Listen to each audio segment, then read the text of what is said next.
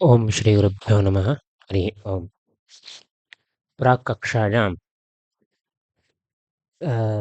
अयं तु परमो धर्मो यद्योगेनात्मदर्शनम् इति वाक्यानुरोधेन इति स्मृत्यनुरोधेन ज्ञानस्यापि दर्शनशब्देन ज्ञानं बुध्यते इति कृत्वा ज्ञानस्यापि धर्मत्वं स्वीकर्तुं शक्यते इत्येवंशः निरूपितः। इदानीं तथा सति एवं शङ्का कृता, धर्ममीमांसायाः ब्रह्ममीमांसातः भेदः कथम् उपपादनीयः इति शङ्कायाः अत्र उत्थितिर्भवति। तदेव अत्र निरूप्यते। ननु ब्रह्मज्ञानस्य धर्मत्वे ज्ञानविषयीभूतब्रह्मणोऽपि धर्मत्वापत्तिः, किञ्च ब्रह्मणोऽपि जगत्कारणत्वेन श्रेयस्साधनत्वात् यतो वेत्यादि वेदैकगम्यत्वात् तत्र धर्मत्वापत्तिः। न चेष्टापत्तिः पूर्वोत्तरमीमांसयोः उभयोरपि धर्मबोधकत्वात् एकशास्त्रत्वापत्तेः इत्यत आह उपासनादिवच्चेति। तत्र उपासनादिवच्च ज्ञानस्य धर्मत्वेपि ब्रह्मणः वेदबोधितश्रेयस्त्वावच्छिन्नसाधनताकत्वाभावेन धर्मत्वाभावात् धर्ममीमांसातः ब्रह्ममीमांसायाः भेदोपपत्तिः इति पङ्क्तिः तस्याः अवतरणिका। ब्रह्मज्ञानस्य धर्मत्वम् अङ्गीकृतं चेत् ज्ञानविषयीभूतब्रह्मणोऽपि धर्मत्वापत्तिः। ब्रह्मज्ञानस्य धर्मत्व सामान्यतः धूमज्ञानं हेतुश्चेत् ज्ञानविषयीभूतधूमोऽपि हेतुः इति यथा उच्यते, तद्वत् अत्र ब्रह्मज्ञानस्य यदि धर्मत्वम् अङ्गीक्रियते तर्हि ज्ञानविषयीभूतस्य ब्रह्मणः अपि धर्मत्वम् आपद्यते इति सामान्यतः एका काचन युक्तिः उक्ता। मुख्यभूतापि युक्तिरुच्यते। किञ्च इति ब्रह्मणोऽपि जगत्कारणत्वेन श्रेयस्साधनत्वात्, तर्हि जगत्प्रति कारणीभूतं ब्रह्म इति कथं ज्ञायते? यतो वा इत्यादि वेदैकगम्यत्वे, यतो वा इमानि भूतानि जायन्ते येन जातानि जीवन्ति यत् प्रयन्त्यभिसंविशन्ति इत्येवम् उपनिषद्वाक्यानुरोधेन वेदवाक्यानुरोधेन ब्रह्मणः जगत्कारणत्वम् अस्ति। जगत्कारणत्वम् अस्ति इति कृत्वा श्रेयस्साधनत्वम् अस्ति इति वक्तुं शक्यते। जगति श्रेयसः अप्यन्तर्भूतत्वात् जगतः जगत्प्रत्येव यदि कारणत्वं तर्हि श्रेयः प्रत्यपि कारणत्वम् अस्ति इति वक्तुं शक्यते। अतः अयं च अंशः वेदेनैव गम्यते, सः अन्येन केनापि ज्ञातुं न शक्यते। अतः वेदैकगम्यत्वात् तत्र धर्मत्वापत्तिः, ब्रह्मणः अपि धर्मत्वापत्तिः। अस्तु, तर्हि इष्टापत्तिः इति वक्तुं न शक्यते, न चेष्टापत्तिः भवतु इति वक्तुं न शक्यते। किमर्थं? पूर्वोत्तरमीमांसयोः उभयोरपि धर्मबोधकत्वात् एकशास्त्रत्वापत्तेः। पूर्वमीमांसायाः उत्तरमीमांसातः भेदः इष्यते। पूर्वमीमांसायां तु कर्मणः विशेषतः विचारः क्रियते, उत्तरमीमांसायास्तु ब्रह्मणः विशेषतः विचारः क्रियते। कर्मणः इत्यपेक्षया धर्मस्य विशेषतः विचारः क्रियते। उत्तरमीमांसायां ब्रह्मणः विशेषतः विचारः क्रियते। इत्यनयोः शास्त्रयोः मीमांसयोः भेदः इष्यते, विषयभेदः अस्ति इति शास्त्रभेदः इष्यते। तन्न स्यात्, यतोहि उभयत्रापि धर्मस्यैव निरूपणं क्रियमाणमस्ति। ब्रह्मज्ञानमपि धर्मः, ब्रह्मणः अपि धर्मत्वम् अस्ति इत्येवमागतमिति कृत्वा अतः उपासनादिवच्चेति। उपासनादिवच्च ज्ञानस्य धर्मत्वेपि ब्रह्मणः तथा वेदबोधितश्रेयस्त्वावच्छिन्नसाधनताकत्वाभावेन धर्मत्वाभावादित्येवम्। उपासनानां धर्मत्वेपि विचार्य तावच्छेदक किञ्चिद्रूपभेदमादाय कर्मकाण्डात् उपासनाकाण्डस्य भेदः स्वीक्रियते यथा तद्वत् इत्यर्थः। उपासनानां धर्मत्वम् अवश्यम् अङ्गीकार्यम्। उपासनानि तत्र उपनिषद् विहितानि वर्तन्ते। तन्मन इत्युपासीत, तन्नम इत्युपासीत इत्येवं रूपेण उपासनानि तत्र तत्र उपनिषदि विहितानि वर्तन्ते। तेषाम् उपासनानां धर्मत्वम् अवश्यम् अङ्गीकार्यम्। यतोहि उपासनानां तत्र फलमपि निर्दिष्टं भवति। एवं रीत्या उपासनं क्रियते चेत् एतत् फलं लभ्यते इत्येवं रीत्या। मानवान् भवति, नम्यन्तेऽस्मै कामाः इत्येवं रीत्या फलान्यपि तत्र निर्दिष्टानि वर्तन्ते उपासनानां। तर्हि वेदबोधितश्रेयस्साधनत्वम् उपासनानां वर्तते इति कृत्वा उपासनानां धर्मत्वम् अवश्यमङ्गीकार्यम्।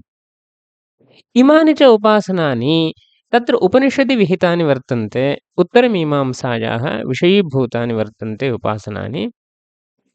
तर्हि तत्र कथं भेदः सम्पाद्यते इति चेत् विचार्यतावच्छेदककिञ्चिद्रूपभेदमादाय कर्मकाण्डात् उपासनाकाण्डस्य भेदः स्वीक्रियते। विचार्यतावच्छेदककिञ्चिद्रूपभेदमादाय अत्र तावत् एतेषां धर्मत्वेन विचारविषयत्वमस्ति। विचार्यतावच्छेदकधर्मत्वम् उपासनानां धर्मत्वमस्ति चेदपि अन्येन केनचित् रूपेण तेषां विचारः उपासनाकाण्डे क्रियते इति। अतः कर्मकाण्डात् उपासनाकाण्डस्य यथा भेदः स्वीकर्तुं शक्यते,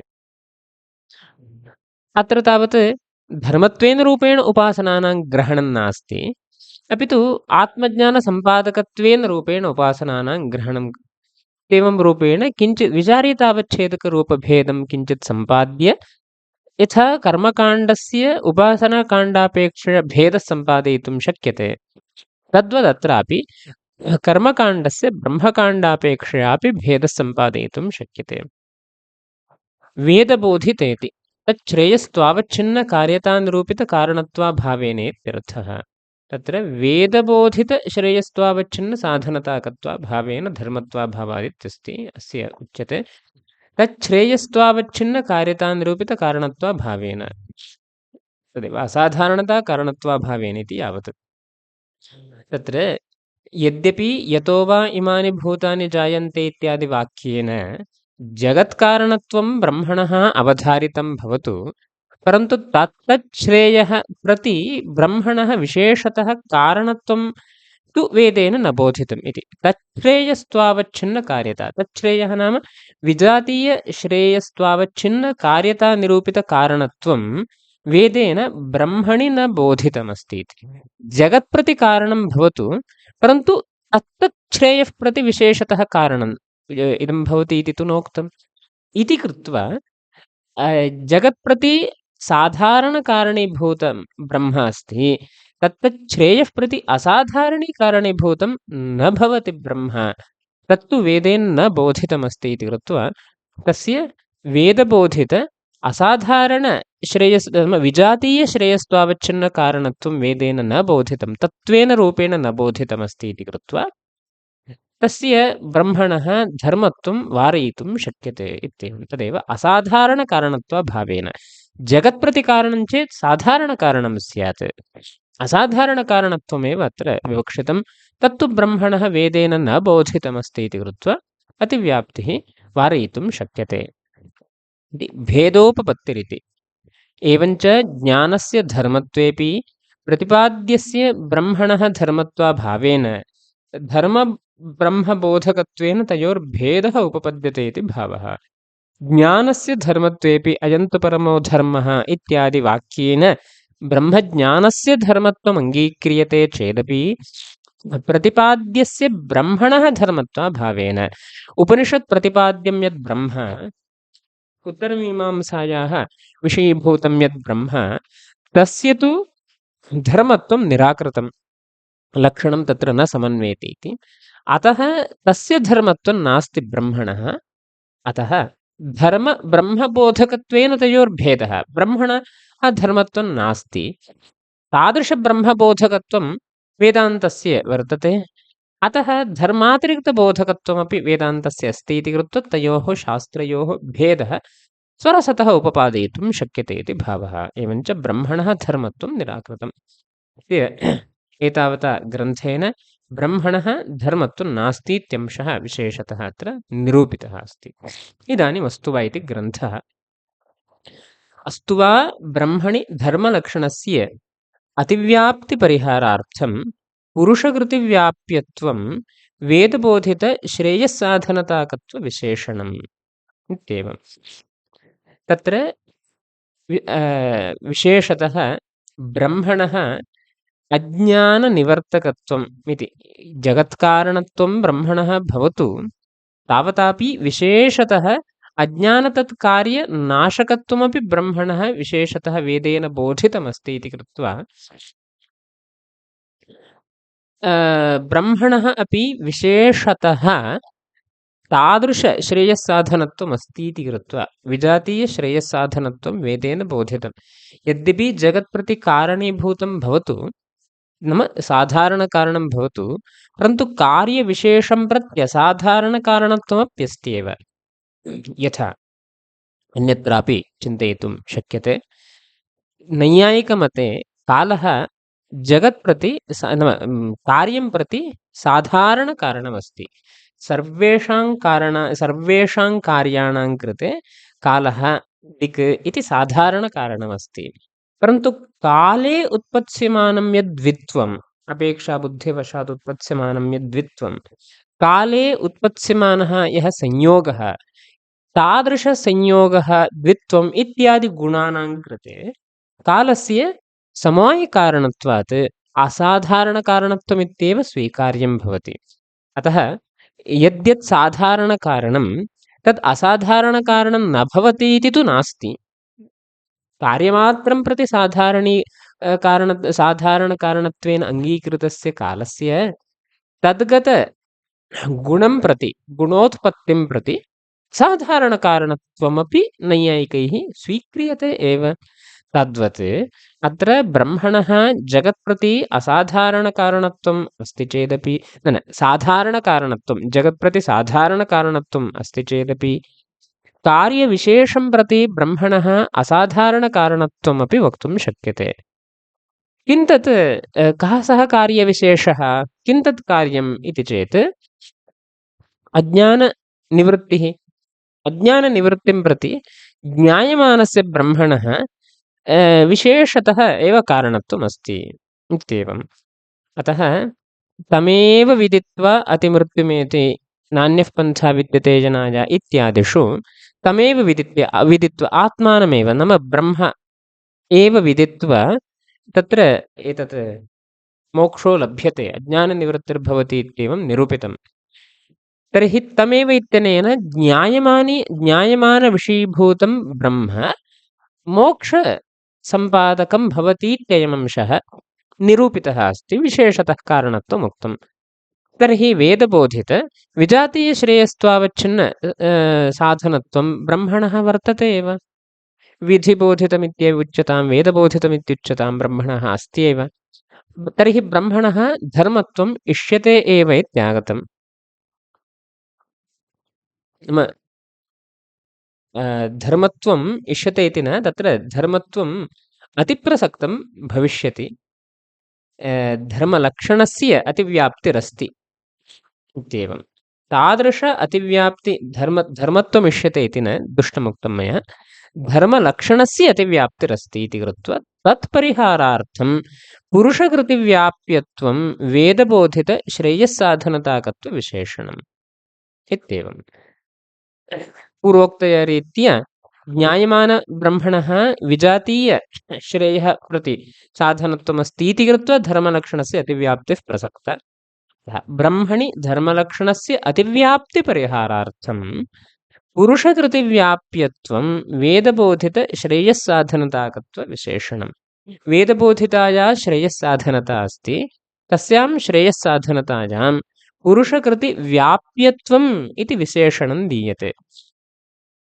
नाम पुरुषकृतिसम्पाद्याया साधनता, श्रेयस्साधनता, तादृशी साधनता धर्मलक्षणे निवेश्यते।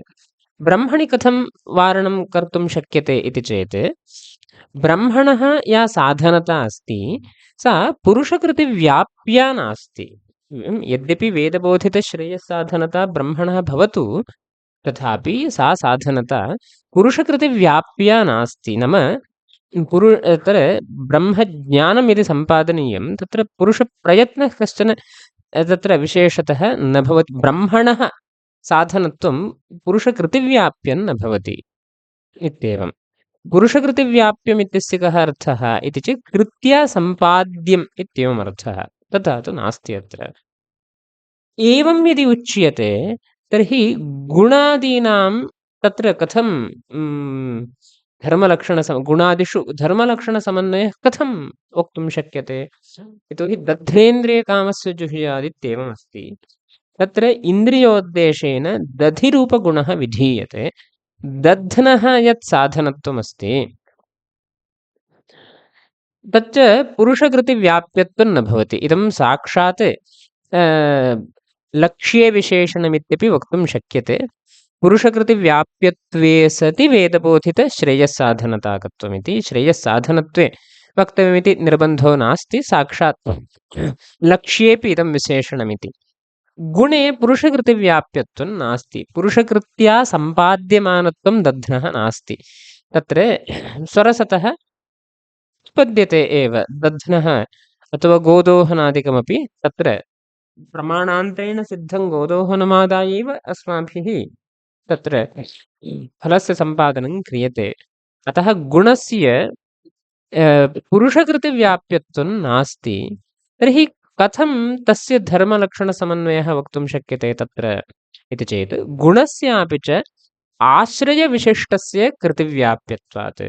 यद्यपि शुद्धः गुणः गोदोहनदध्यादिरूपः सः पुरुषकृतिव्याप्यो न भवति चेदपि आश्रयविशिष्टस्य तस्य पुरुषकृतिव्याप्यत्वं वक्तुं शक्यते। आश्रयविशिष्टस्य इत्यनेन दध्नः शुद्धस्य फलजनने योग्यता नास्ति इति कृत्वा क्रियासापेक्षता अस्त्येव। अतः तत्र होमरूपिण्याः क्रियायाः आश्रयत्वं स्वीक्रियते दधिस्थले। गोदोहनस्थले प्रणयरूपिण्याः क्रियायाः आश्रयत्वं स्वीक्रियते। तादृशहोमरूप आश्रयविशिष्टं यद्दधि तच्च कृतिव्याप्यं भवति, कृतिसाध्यं भवति। किमर्थम् इति चेत् विशेषणीभूतः यः आश्रयीभूतः क्रियापदार्थः अस्ति होमादिरूपः, सः कृतिव्याप्यः अस्ति, कृत्या सम्पाद्यः अस्ति। तर्हि कृत्या सम्पाद्य आश्रयः तद्विशिष्टः गुणः अस्ति इति कृत्वा गुणस्यापि परम्परया कृतिव्याप्यत्वं वक्तुं शक्यते। विशेषणस्य कृतिव्याप्यत्वम् अस्ति इति कृत्वा विशेष्यस्य गुणस्य कृतिव्याप्यत्वं, विशिष्टस्य गुणस्य कृतिव्याप्यत्वं वक्तुं शक्यते। एवं प्रणयनरूपिण्याः क्रियायाः आश्रयीभूतायाः कृतिव्याप्यत्वमस्ति इति कृत्वा तादृश आश्रयविशिष्टस्य गुणस्य गोदोहनादेः अपि कृतिव्याप्यत्वं वक्तुं शक्यते। अतः तत्र अव्याप्तिः इति शङ्का न कर्तव्या, यतोहि तत्र गुणादिषु आश्रयविशिष्टत्वेन रूपेण कृतिव्याप्यत्वं सम्पादयितुं शक्यते। अतः गुणस्यापि च आश्रयविशिष्टस्य कृतिव्याप्यत्वान्नाव्याप्तिः, ज्ञानस्यापि च स्वरूपेण कृतिव्याप्यत्वाभावेऽपि सम्यग्जरणादिवत् तदनुकूलमनःप्रणिधानादेः कृतिव्याप्यत्वेन परम्परया तदाविष्टस्य कृतिव्याप्यत्वोपपत्तेः नाव्याप्तिः। इदानीं ब्रह्मज्ञानस्य धर्मत्वम् इष्यते इति पूर्वमुक्तं। तत्राप्ययं श्रमः, ज्ञाने कृतिव्याप्यत्वं नास्ति, कृतिसाध्यत्वं ज्ञानस्य नास्ति। पूर्वं निरूपितं प्रमाणवस्तुपरतन्त्रं ज्ञानं भवति इति। अतः कृतिव्याप्यत्वं ज्ञाने वक्तुं न शक्यते। ज्ञाने अव्याप्तिः स्यात् किल इति चेत् तत्र उच्यते स्वरूपेण कृतिव्याप्यत्वाभावेऽपि, ज्ञानस्य स्वरूपतः कृतिव्याप्यत्वं नास्ति चेदपि सम्यग्जरणादिवत् तदनुकूलमनःप्रणिधानादेः कृतिव्याप्यत्वेन तदनुकूल तादृशज्ञान अनुकूलं यद् मनःप्रणिधानादिकं तत् कृतिव्याप्यम् अस्ति। ज्ञानानुकूलमित्यस्य कः अर्थः? कदा ब्रह्मज्ञानं भवति, कदा आत्मज्ञानं भवति इति चेत् योगानुरोधेन आत्मज्ञानं भवति। इदमेव पूर्वमुक्तं योगेन आत्मदर्शनम् इत्येवं। योगः मनःप्रणिधानादिरूपः अस्ति, चित्तस्य वृत्तिनिरोधः तत्र अपेक्षते। अतः तादृशमनःप्रणिधानरूपिणी काचन क्रिया अस्ति। प्रणिधानं नाम विशेषतः एकस्मिन् अंशे तत्र मनसः निधानं नाम स्थापनं, स्थिरीभावः इत्येवं। तत्र निर्विकल्पकसमाधिः अपि स्वीकर्तुं शक्यते मनःप्रणिधानशब्देन। एवं रीत्या अत्र मनसः काचन क्रिया तत्र विवक्षिता अस्ति। तादृशक्रिया अस्ति चेत् ज्ञानं भवितुमर्हति। तर्हि तत्र मनःप्रणिधानादीनां कृतिव्याप्यत्वम् अस्ति इति कृत्वा तादृशमनःप्रणिधानादिविशिष्टस्य ज्ञानस्य कृतिव्याप्यत्वं वक्तुं शक्यते। तत्र दृष्टान्तः सम्यग्जरणादिवत्। तत्र सोमभक्षणकाले मामेवाङ्नाभिमातिगाः इति कश्चन मन्त्रः अस्ति। तादृशमन्त्रस्य सम्यक् जरणे विनियोगः इति मीमांसकैः भक्षपेटिकायां सिद्धान्तः उक्तः अस्ति। अवाङ्नाभिम् अतिक्रम्य मागाः, तत्र नाभे नाम अन्यत्र वमनादिकं तत्र मा भूदित्येवं तत्र अर्थः। तेन किम् उन्नीयते, सम्यक् जरणं भवतु इत्येतदर्थम् अयं मन्त्रः पठ्यते इति। अतः सम्यक् जरणे अस्य मन्त्रस्य विनियोगः। सम्यक् जरणं तु कृतिसाध्यं नास्ति। तत्र जाठराग्निवशात् सम्यक् जरणं स्वयं भवति, अस्माभिः कृत्या सम्पादयितुं न शक्यते, तत् स्वयं भवति। तर्हि अस्य मन्त्रस्य सम्यक् जरणादिषु विनियोगः कथं वक्तुं शक्यते इति चेत् तत्र एवं प्रतिपादितं, सम्यक् जरणस्य यद्यपि कृतिसाध्यत्वं साक्षान्नास्ति, तथापि सम्यग्जरणानुकूल आसनविशेषः यः वर्तते, विशेषतः कस्मिंश्चित् आसनविशेषे यदि उपविश्यते, वज्रासनादिषु यदि उपविश्यते, तर्हि सम्यग्जरणं भविष्यति। अन्यथा यथा कथञ्चित् उपवेशनं क्रियते, सम्यग्जरणं न भवति इति आसनादिविशेषम् अभिप्रेत्य सम्यग्जरणस्यापि कृतिव्याप्यत्वं वक्तुं शक्यते इति तत्र उक्तम्। यद्यपि सम्यग्जरणं कृतिव्याप्यन्नास्ति, तथापि सम्यग्जरण अनुकूल आसनविशेषः यः वर्तते, सः कृतिव्याप्यः अस्ति। अतः तदनुकूलक्रियायाः कृतिव्याप्यत्वमस्ति इति कृत्वा तज्जन्यपदार्थस्यापि कृतिव्याप्यत्वव्यवहारः भक्षपेटिकायां दृष्टः। तद्वज्ज्ञानस्थलेपि वक्तुं शक्यते। ज्ञानस्य कार्यस्य साक्षात् कृतिव्याप्यत्वं नास्ति चेदपि तदनुकूलमनःप्रणिधानादेः कृतिव्याप्यत्वम् अस्ति इति कृत्वा ज्ञानेपि कृतिव्याप्यत्वं वक्तुं शक्यते इत्येवम्। अतः परम्परया तदाविष्टस्य कृतिव्याप्यत्वोपपत्तेः। परम्परया तदाविष्टस्य नाम मनःप्रणिधान विशिष्टज्ञानं साक्षात् वक्तुं न शक्यते। अतः परम्परया मनःप्रणिधानं नाम विशेषतः सविकल्पकसमाधिः एवं किञ्चित् वक्तव्यं भवति। यतोहि विशेषतः एकस्मिन् अंशे मनसः निधानमिति। तथा च तेन निर्विकल्पकसमाधिः तदुत्तरकाले आत्मज्ञानमित्येवं रूपेण परम्परया तादृशमनःप्रणिधान आविष्टं भवति ब्रह्मज्ञानम् इति। एवं रीत्या कृतिव्याप्यत्वम् उपपादयितुं शक्यते। अतः तत्र अव्याप्तिरपि नास्ति। अत एव आत्मा वा अरे द्रष्टव्यः इति विधिप्रत्ययोऽपि एतदभिप्रायकः इत्यप्येतन्मते सुवचम्। तत्र आत्मा वा अरे द्रष्टव्यः, श्रोतव्यः, मन्तव्यः, निदिध्यासितव्यः इत्येवं तत्र एकः पक्षः अस्ति। आत्म दर्शनमत्र विधीयमानमस्ति इति। द्रष्टव्यः इति अयं विधिप्रत्ययः। अत्र अर्हार्थे प्रत्ययः इत्येकः पक्षः, विधिप्रत्ययः इत्यपरः पक्षः अस्ति। तत्र अयं विधिप्रत्ययः इति यैः स्वीक्रियते, तेषां मतेपि एवमेव तत्र उपपादनीयम्। अपि एतदभिप्रायकः इत्यप्येतन्मते सुवचम्। एतदभिप्रायकः इत्यस्य कः अर्थः? एवं रीत्या पुरुषकृतिव्याप्यत्वं ज्ञाने उक्त्वा मनःप्रणिधानादिद्वारा दर्शने तत्र विधिविषयत्वं वक्तुं शक्यते इत्येवं। पूर्वं निरूपितं ज्ञानं प्रमाणवस्तुपरतन्त्रं भवति, तत्र विधिविषयत्वं वक्तुं न शक्यते, यतोहि पुरुषकृतिसाध्यन्तं न भवति। विधिरस्ति चेत् पुरुषकृत्या साध्यमानः कश्चन पदार्थः तत्र विधिना विषयीक्रियते, तर्हि ज्ञानं तु तथा नास्ति, विधिना विषयीकर्तुं न शक्यते इति पूर्वं निरूपितं। परन्तु आत्मा वा अरे द्रष्टव्यः इत्यस्मिन् स्थले विधिप्रत्ययः अस्ति इति मते, द्रष्टव्यः इति तव्यप्रत्ययः विधौ वर्तते, न तु अर्हार्थे इति मते दर्शनं विधीयमानमस्ति इति वक्तव्यम्। आत्मदर्शनं विधीयमानमस्ति इति वक्तव्यं।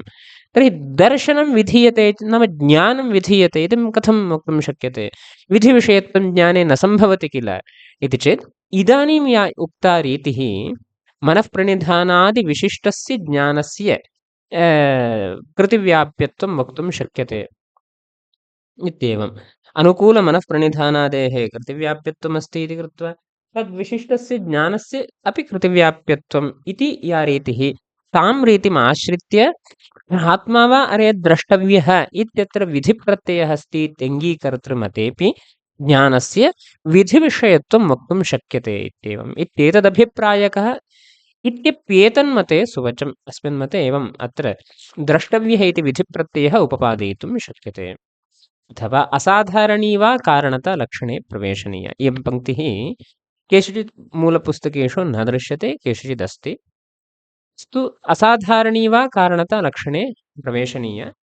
तत्र जगतः प्रति साधारणे कारणीभूतं ब्रह्म अस्ति, असाधारणकारणत्वं निवेशयामः इति। तत्र अस्माभिः अस्तु वा इति पक्ष आरम्भकाले एवम् उक्तम्, असाधारणकारणत्वमेव ब्रह्मणः अस्ति इत्येवं।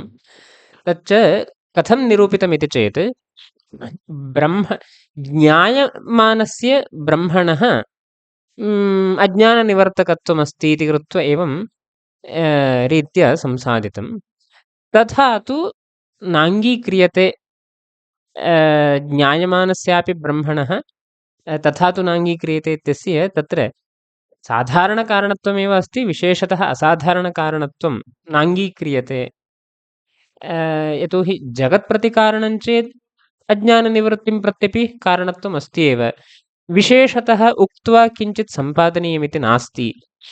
असाधारणकारणत्वं ब्रह्मणः अस्ति इत्यादि सम्पादनीयमिति निर्बन्धः नास्ति इत्येवं यदि विचिन्त्यते, तर्हि अत्र असाधारणकारणत्वं निवेश्य अपि ब्रह्मणः वारणं कर्तुं शक्यते इत्येवम् अभिप्रायेण असाधारणी वा कारणता लक्षणे प्रवेशनीया। ब्रह्मणः साधारणकारणत्वमेव अस्ति इति यत् पूर्वं निरूपितं, ज्ञायमानब्रह्मणः अज्ञाननिवृत्तिं प्रति विशेषतः कारणत्वमस्ति, कालस्य यथा स्वीक्रियते साधारणकारणत्वम् असाधारणकारणत्वं, तथा किञ्चिदत्र वक्तव्यमित्यपेक्षा नास्ति। कालस्थले तु जगत्प्रति नाम कार्यं प्रति निमित्तकारणं नाम साधारणकारणत्वम् अस्ति चेदपि समवायिकारणत्वमपि वक्तव्यं। समवायिकारणत्वम् अस्ति चेत् विशेषतः साधारणकारणत्वम् अङ्गीकार्यमिति निर्बन्धः अस्ति। तद्वत् ब्रह्मणः किञ्चित् समवायिकारणत्वम् इत्यादि विशेषतः किञ्चित् नास्त्येव। अतः तत्र येन तत्र असाधारणकारणत्वं ब्रह्मणः स्वीकार्यमेव इत्यादि निर्बन्धः नास्ति। अतः असाधारणीकारणता नाम वेदबोधित श्रेयः प्रति असाधारणीकारणता या वर्तते, तादृशकारणतावत्वम् इति निवेश्य ब्रह्मणि असाधारणकारणता नास्ति इत्यङ्गीकृत्यापि वारयितुं शक्यते। कालदृष्टान्तः यः दर्शितः सः अन्यथा अस्ति। तत्र अन्यत् प्रति निमित्तकारणं सदपि स्ववृत्तिद्वित्वं प्रति संयोगं प्रति समवायिकारणत्वं वक्तव्यं, समवायिकारणत्वं वक्तव्यं चेत् असाधारणकारणत्वं वक्तव्यम् इत्यादि निर्बन्धः। तद्वदत्र ब्रह्मणः स्थितिर्नास्ति। अतः तत्र असाधारणकारणत्वं नास्त्येव इत्यङ्गीकृत्य अपि धर्मलक्षणस्य अतिव्याप्तिः ब्रह्मणि वारयितुं शक्यते। तदुत्तरकाले तत्तल्लक्षणमेव धर्माधर्मपदशक्यतावच्छेदकम्। तस्य च क्रिया तज्जन्य अदृष्टसाधारण्येन एकयैव शक्त्या धर्माधर्मशब्दौ क्रिया तज्जन्य अदृष्टपरो इति संक्षेपः। इदानीं शक्यतावच्छेदकं किं? धर्मशब्दस्य शक्यतावच्छेदकं किम् इति चेत् तत्तल्लक्षणमेव धर्माधर्मपदशक्यतावच्छेदकम्। वेदबोधित श्रेयस्साधनत्वं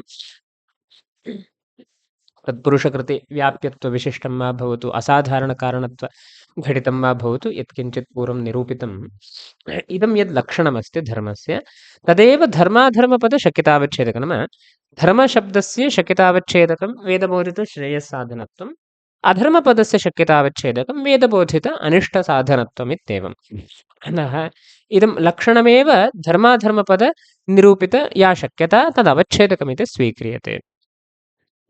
इदं यत् शक्यतावच्छेदकं तत् यथा क्रियायां वर्तते तथा अदृष्टेऽपि वर्तते। तदेव उक्तं, तस्य च क्रिया तज्जन्य अदृष्टसाधारण्येन वेदबोधितश्रेयस्साधनत्वं यथा क्रियायाम् अस्ति, तद्वद्वेदबोधितश्रेयस्साधनत्वम् अदृष्टेऽप्यस्ति।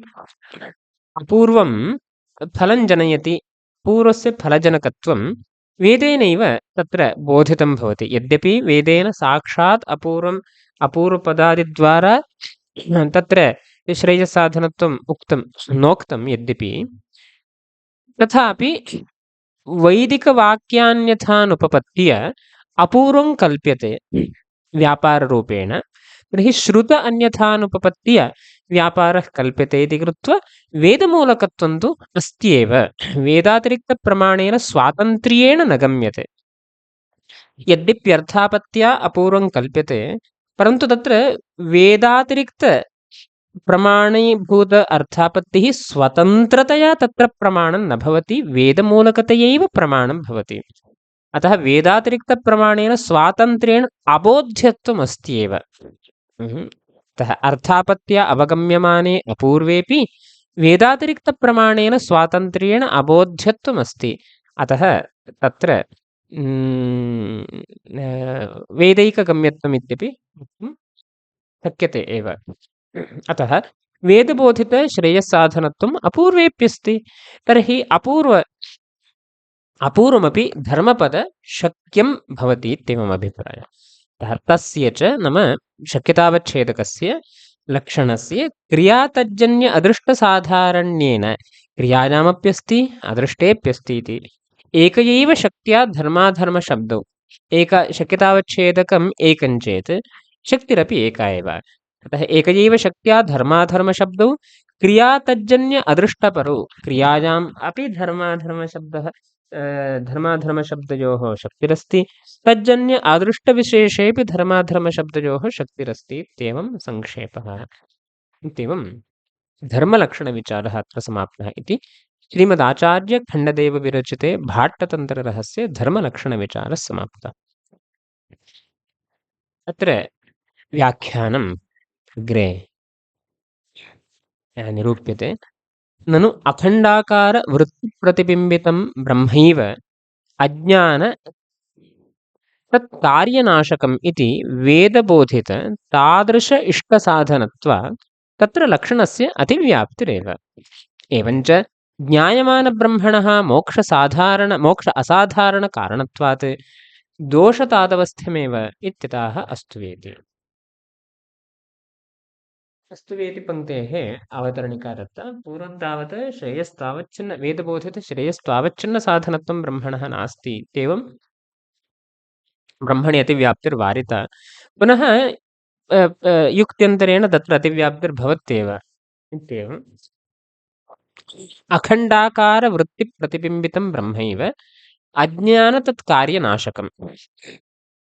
अखण्डाकारवृत्तिः तादृशवृत्तौ प्रतिबिम्बितं यद् ब्रह्म, अखण्डाकारवृत्तिः चित्तवृत्तिः, तादृश अन्तःकरणवृत्तौ प्रतिबिम्बितं यद् ब्रह्म, तादृशब्रह्मैव अज्ञानतत्कार्यनाशकम् इत्येवम्।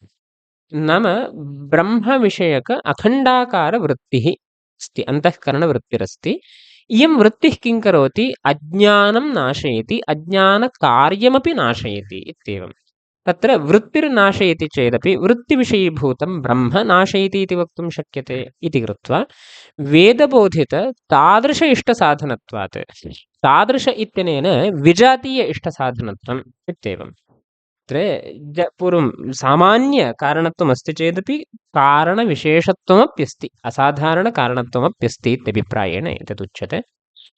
वेदबोधित तादृश इष्टसाधनत्वं विजातीयकार्यनिरूपितसाधनत्वम् अपि ब्रह्मणः वेदेन बोधितमस्ति इति कृत्वा तादृश इष्टसाधनत्वात् तत्र लक्षणस्य अतिव्याप्तिरस्त्येव इत्येवम् अज्ञानतत्कार्यनाशकत्वं ब्रह्मणः विशेषतः उक्तमस्ति इति अतः जगत्कारणत्वेपि विशेषतः कारणत्वमपि उक्तम् एवञ्च ज्ञायमानब्रह्मणः असाधारणकारणत्वात् अखण्डाकारवृत्तिप्रतिबिम्बितं ब्रह्म इत्यस्य कः अर्थः इति चेत् ज्ञायमानं ब्रह्म अखण्डाकारवृत्तिविषयीभूतमित्येवमर्थः तादृशवृत्तौ प्रतिबिम्बितं ब्रह्म नाम वृत्त्या विषयीक्रियमाणं ब्रह्म इत्येवं तर्हि ब्रह्मणः वृत्तिविषयत्वमस्ति वृत्तिः ज्ञानमित्युच्यते तर्हि ज्ञानविषयत्वं ब्रह्मणः अस्ति नाम ज्ञायमानत्वं ब्रह्मणः अस्ति ज्ञानविषयीभूतं ब्रह्म वस्तुतः ब्रह्मज्ञानमिति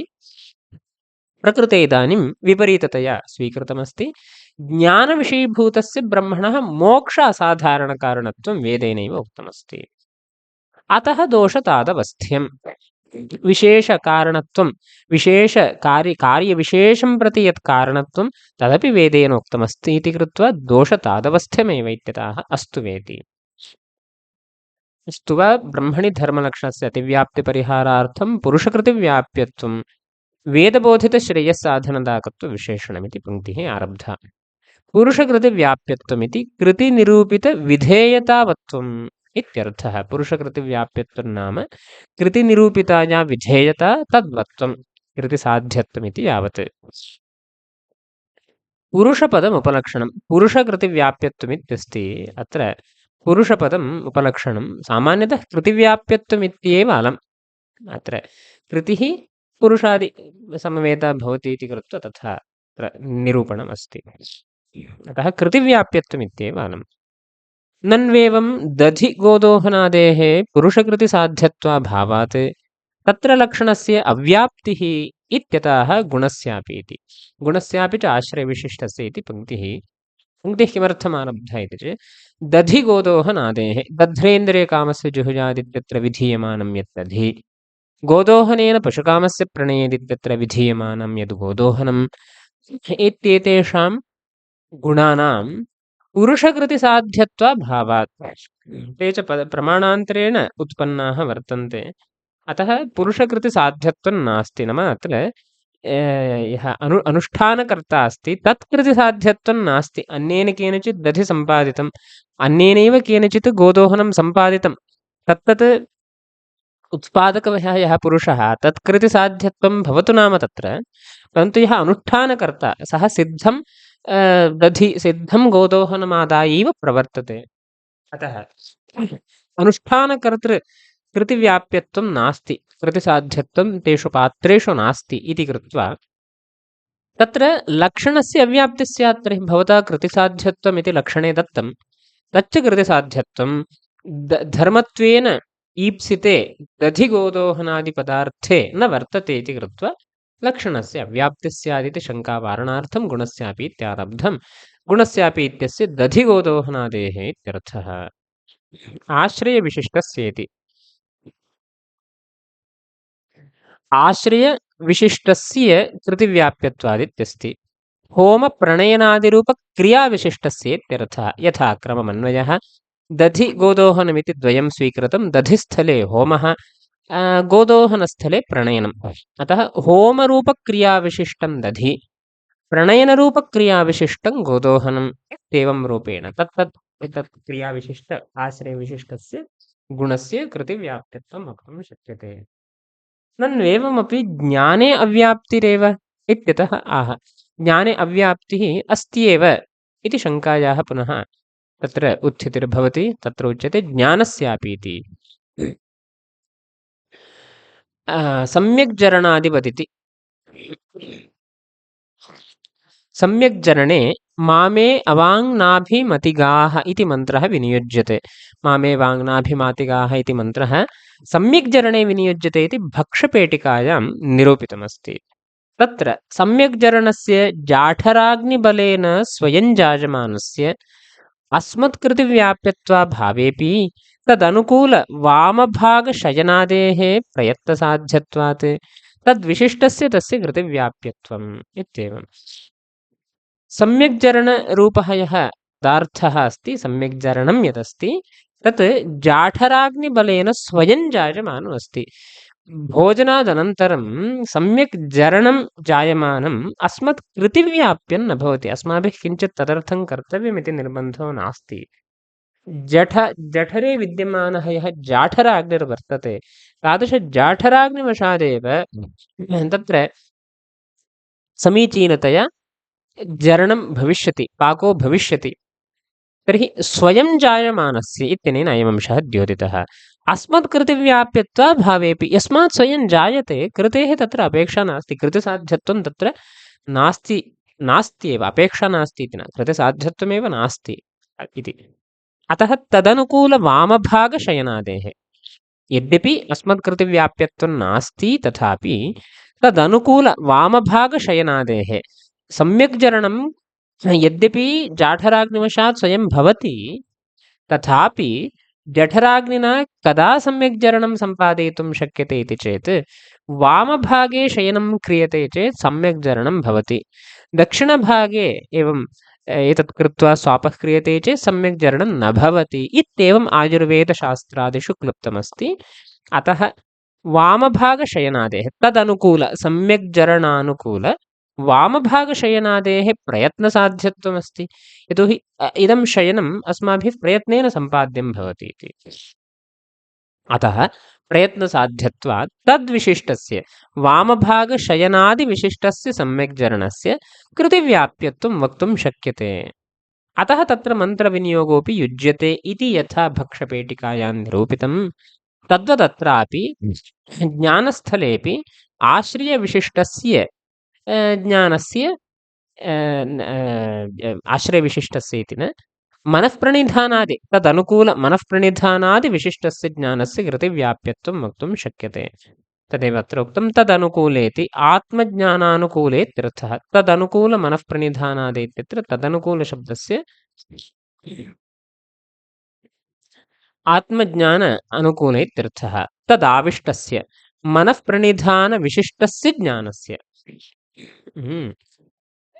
परम्परया तदाविष्टस्य इत्यस्ति। अत्र मनःप्रणिधानविशिष्टस्य ज्ञानस्य मनःप्रणिधानरूपं यत् साधनं तादृशसाधनविशिष्टस्य ज्ञानस्य अत एव ज्ञानस्य धर्मत्वादेव।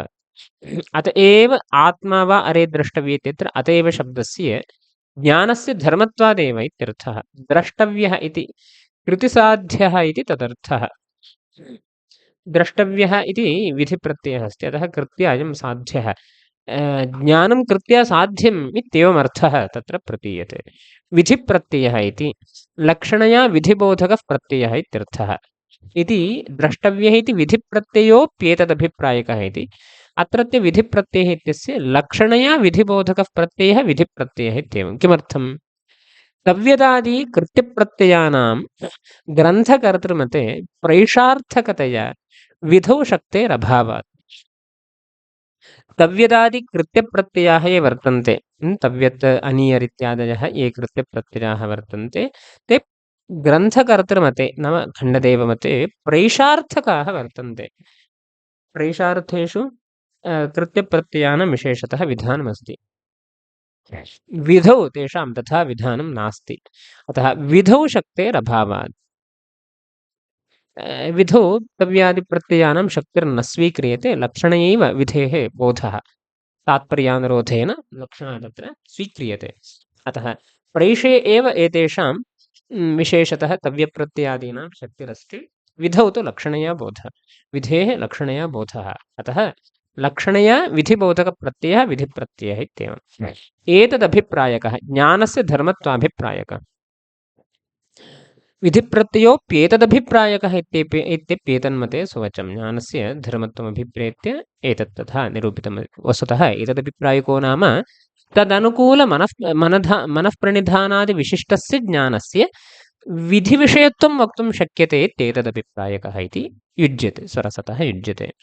एवं धर्माधर्मो लक्षयित्वा शक्यतावच्छेदकं निरूपयति तत्तल्लक्षणमेवेति। तत्तल्लक्षणमेव धर्माधर्मपदशक्यतावच्छेदकमिति पङ्क्तिरस्ति, तत्र अवतरणिका उक्ता। क्रिया तज्जन्य अपूर्वपरो इति एतदाशयेनैव तज्जनकविहितनिषिद्धक्रियादावपि तच्छब्दप्रयोगादित्युक्तं ग्रन्थकर्ता आरम्भे यद्यपि इत्येवं रीत्या तत्र अन्यत्र वैशेषिकतन्त्रे अन्यत्र अपूर्वविशेषे धर्माधर्मशब्दप्रयोगो वर्तते। तज्जनकविहितनिषिद्धक्रियादाव अपि तच्छब्दप्रयोगः इति।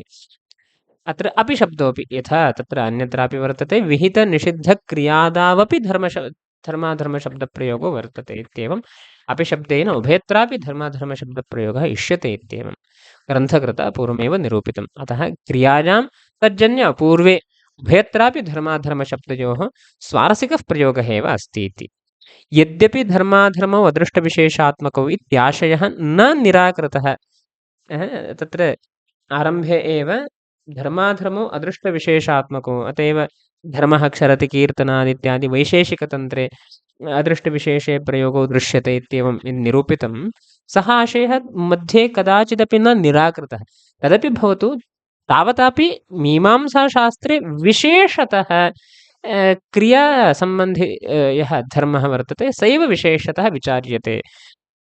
क्रियापरः धर्मः एव प्राधान्येन विचार्यते इत्येवम् उक्तम्। अतः यद्यपि तथापि इत्यनेन उक्तः अंशः न निराकृतः धर्माधर्मावदृष्टविशेषात्मकमित्याशयः न निराकृतः तमभ्युपेत्य यागादीनामपि धर्मत्वं प्रतिपाद्यतम्। परमते यद् अपूर्वविशेषे धर्माधर्मशब्दप्रयोगः अस्ति तदपि स्वीकृतम् एतदपि अङ्गीकृतमस्ति इति। वस्तुतस्तु धर्मशब्दस्य यागादिक्रियादौ पूर्वे च प्रयोगसत्त्वेपि न उभयत्र शक्तिः गौरवात्। धर्मशब्दस्य यागादिक्रियादावपि प्रयोगः अस्ति अपूर्वेपि प्रयोगः अस्ति यद्यपि परन्तु उभयत्रापि शक्तिस्वीकार्ये इति निर्बन्धो नास्ति इति व्याख्यानकाराः वदन्ति। वस्तुतस्तु इत्यादि व्याख्यानकाराणाम् अभिप्रायः अस्ति। उभयत्र शक्तिर्मास्तु किमर्थं गौरवमस्ति अपि तु भाष्यवार्तिकशास्त्रदीपिकादि बहुग्रन्थस्वारस्यात् आपामरप्रसिद्धेश्च यागादावेव शक्तिः। भाष्यानुरोधेन भाष्येऽपि तथा यागादौ धर्मशब्दप्रयोगः वार्तिकादौ अपि तथा शास्त्रदीपिकादिष्वपि ग्रन्थेषु तथा प्रयोगो वर्तते। किञ्च मीमांसाग्रन्थेष्वेव इति न आपामरप्रसिद्धेश्च पामरपर्यन्तमपि जनानां किं प्रसिद्धम् इति चेत् धर्माधर्मशब्देन यागादिः बुध्यते इति। अतः यागादौ एव तत्र शक्तिर्भवतु। तज्जन्ये अपूर्वे प्रयोगस्तु लक्षणया। तर्हि अत्र अदृष्टविशेषे धर्माधर्मशब्दयोः प्रयोगः दृश्यते तत् कथम् इति चेत् लक्षणयाप्युपपादयितुं शक्यते। शक्यसम्बन्धः जन्यत्वरूपसम्बन्धः अस्त्येव तत्तद् यागजन्यम् अपूर्वं भवति। अतः जन्यत्वसम्बन्धरूपलक्षणम् आश्रित्य तत्र लाक्षणिकः प्रयोगः एव अस्ति अपूर्वे स्वारसिकः प्रयोगस्तु नास्ति। अतः तज्जन्ये अपूर्वे प्रयोगस्तु लक्षणया। इदं भवता कथं निरूप्यते ग्रन्थकारेण तु उभयं तत्र शक्यतावच्छेदकमेव अपूर्वे अस्ति इत्येवं रूपेण उभयत्र कण्ठेनैव उक्तम् एकयैव शक्त्या इत्येव उक्तं भवता कथं तत्र लक्षण इत्याद्यानीयते इति प्रश्नः स्यात्। अतः उच्यते प्रकृतग्रन्थकृतोऽप्यत्रैव तात्पर्यं यागादिष्वेव शक्तिः अपूर्वे लक्षणा इत्यत्रैव वस्तुतः ग्रन्थकर्तुः तात्पर्यमस्ति। अत इदं कथं भवता उच्यते कण्ठेनैव शक्त्या इत्याद्युक्तं किल इति चेत् अत एव अर्थवादाधिकरणे इज्याचार इत्यादि स्मृतौ येषां मध्ये अयं परमो ब्राह्मणः इत्यत्र षष्ठ्यन्तपदनिर्दिष्टानां ब्राह्मणत्ववत् इज्यादीनां धर्मत्वप्रतीतेः अदृष्टे च विहितनिषिद्धधर्माधर्मरूपपदार्थजन्यत्वसम्बन्धेन लक्षणयापि प्रयोगोपपत्तेः न अदृष्टवाचि धर्माधर्मपदम् अपि तु तज्जनकविहितनिषिद्धक्रिया गुणद्रव्यादिष्वेव शक्तमिति भाट्टदीपिकाव्याख्याने प्रभावल्यां शम्भुभट्टैः उक्तम् इति दिक्। अत्र प्रभावल्याम् अयम् आशयः पूज्यपादानाम् आशयः शम्भुभट्टैः उक्तः अस्ति इत्येवम् उक्तम्। अर्थवादाधिकरणे प्रभावल्यां शम्भुभट्टैः एवम् उक्तं किमिति इज्याचार इत्यादि स्मृतौ। इज्याचार दयाहिंसा दानस्वाध्यायकर्मणाम् अयन्तु परमो धर्मो यद्योगेनात्मदर्शनम् इति स्मृतौ। येषां मध्ये अयं परमो ब्राह्मणः इत्यत्र षष्ठ्यन्त निर्दिष्टानां ब्राह्मणत्ववत् येषां मध्ये इति एतच्छब्देन षष्ठ्यन्ते एतच्छब्देन ये स्वीक्रियन्ते तेषां सर्वेषामपि ब्राह्मणत्वमस्ति इति अवगम्यते एव। यतोहि येषां मध्ये अयं परमः ब्राह्मणश्चेत् अन्येषां तु परमब्राह्मणत्वं नास्ति चेदपि ब्राह्मणत्वमस्ति एव इत्यथा अवगम्यते। षष्ठ्यन्तपदनिर्दिष्टानां ब्राह्मणत्ववत् इज्यादीनां धर्मत्वप्रतीतेः इज्याचारदयाहिंसा दानस्वाध्यायकर्मणां मध्ये अयं तु परमो धर्मः इत्यनेन इज्यादीनां धर्मत्वम् इष्यते एव। अतः प्रतीतिरस्ति। अदृष्टे च विहितनिषिद्धधर्माधर्मरूपपदार्थजन्यत्वसम्बन्धेन लक्षणयापि प्रयोगोपपत्तेः। विहित विहितधर्मपदार्थजन्यत्वं यस्मिन् अपूर्वे अस्ति तस्मिन् अपूर्वे धर्मशब्दप्रयोगः लाक्षणिकः। निषिद्ध अधर्मपदार्थजन्यत्वं यस्मिन् अपूर्वे अस्ति तस्मिन् अपूर्वे अधर्मशब्दः अपि लाक्षणिकः इत्येवं लक्षणयापि प्रयोगोपपत्तेः न अदृष्टवाच्य धर्माधर्मपदम्। धर्माधर्मशब्दयोः अदृष्टवाचकत्वं शक्तत्वम् अङ्गीकार्यमिति निर्बन्धः नास्ति। अपि तु तज्जनकविहितनिषिद्धक्रियागुणद्रव्यादिष्वेव शक्तम्। तज्जनक तादृश अपूर्वजनक विहितनिषिद्धक्रिया वा भवतु विहिता वा निषिद्धा वा क्रिया वा भवतु अथवा विहितः निषिद्धो वा गुणः वा भवतु अथवा विहितं निषिद्धं द्रव्यादिकं वा भवतु आदिशब्देन सामान्यं जातिः तेष्वेव धर्माधर्मशब्दयोः शक्तिरस्ति इत्येवं भाट्टदीपिकाव्याख्याने प्रभावल्यां शम्भुभट्टेरेव एवम् उक्तमस्ति इति एवं दिशापि चिन्तयितुं शक्यते।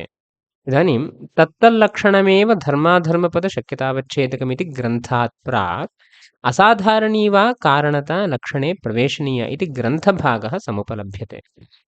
तत्तल्लक्षणमेव धर्माधर्मपदशक्यतावच्छेदकमित्यस्मात् प्राक् असाधारणी वा कारणता लक्षणे प्रवेशनीय इत्येवं ग्रन्थः कस्मिंश्चित् मूले उपलभ्यते क्वचित् नोपलभ्यते। अतः असाधारणी कारणता लक्षणे प्रवेशनीय इति ग्रन्थभागः समुपलभ्यते। ब्रह्मणः वेदबोधितश्रेयस्त्वावच्छिन्नसाधनताकत्वाभावेन इति पूर्वोक्तार्थः एव अनेन विव्रियते इति केचित् व्याचक्षते। पूर्वं यदुक्तं ब्रह्मणः वेदबोधितश्रेयस्त्वावच्छिन्नसाधनता एतत् नास्ति साधनताकत्वाभावेन इति यः अंशः सः अत्र विशेषतः उच्यते असाधारणी वा कारणतालक्षणे प्रवेशनीय इत्येवं रीत्या इति केचन एवं व्याख्यानं कुर्वन्त्यस्याः पङ्क्तेः। वस्तुतस्तु अत्र असंलग्नकः अयं ग्रन्थः इत्यभियुक्तः। वस्तुतः अत्र एवं नास्ति। अत्र एवं कैश्चित् लिपिकारैः सः योजितः अंशः। वस्तुतः अत्र ग्रन्थकारेण अयं भागः तत्र योजितः इति नास्ति इति अभियुक्तानाम् आशयः प्रामाणिकानां तथा आशयः अस्ति। तद्ग्रन्थोऽप्यादरणीयः इत्याग्रहे तु एवं व्याख्येयम् असाधारणकारणत्वञ्च श्रेयस्त्वावच्छिन्नकार्यतानिरूपितकारणताश्रयत्वं न तु श्रेयस्साधनत्वमात्रम् एवञ्च ज्ञाने धर्मे च उपपत्तिः।